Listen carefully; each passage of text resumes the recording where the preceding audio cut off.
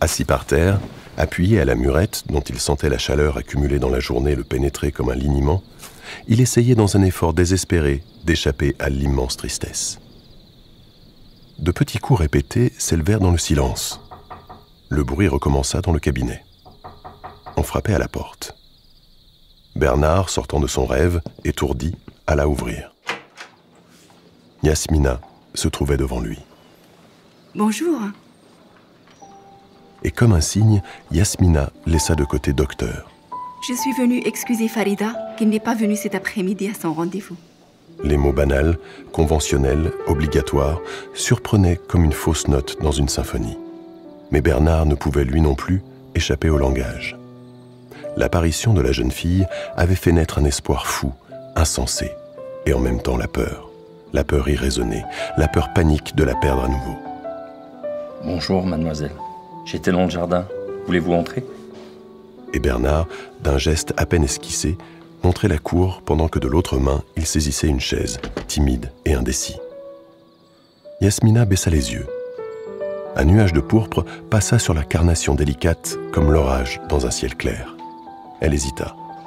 Bernard, les yeux attachés à son visage, attendait. D'un pas léger et souple de jeune félin, sans une parole, avec un air de défi, le sourire chaleureux revenu, elle passa dans le jardin.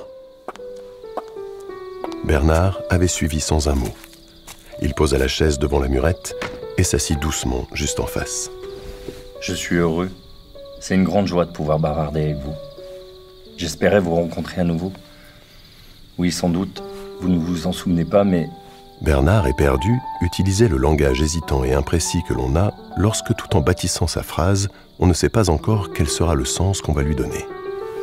Eh bien, je vous avais remarqué. Je veux dire aperçu, justement le jour de mon arrivée à Jézila. Vous étiez avec un groupe d'amis, sans doute. Il y avait Mokhtar, l'infirmier. Le fait a dû, pour vous-même, passer tout à fait inaperçu et... Il dut s'interrompre. Déjà, il regrettait la phrase maladroite, imprudente, en forme d'aveu. Il baissa la tête. Sur le sol, une feuille du figuier flétri attendait, résignée, le premier souffle qui l'emporterait dans le néant. L'image de ce que serait sa passion, si relevant la tête, par une de ces métamorphoses tragiques et inexplicables, il avait devant lui le visage étonné, crispé, fermé et hostile, arboré à la sortie de la consultation de Farida. Je me souviens très bien.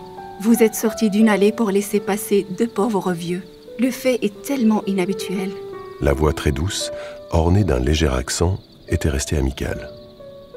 Relevant les yeux, Bernard eut devant lui, à une longueur de bras, le regard intéressé, attentif, et dans lequel scintillait, venu des profondeurs, la lueur étrange.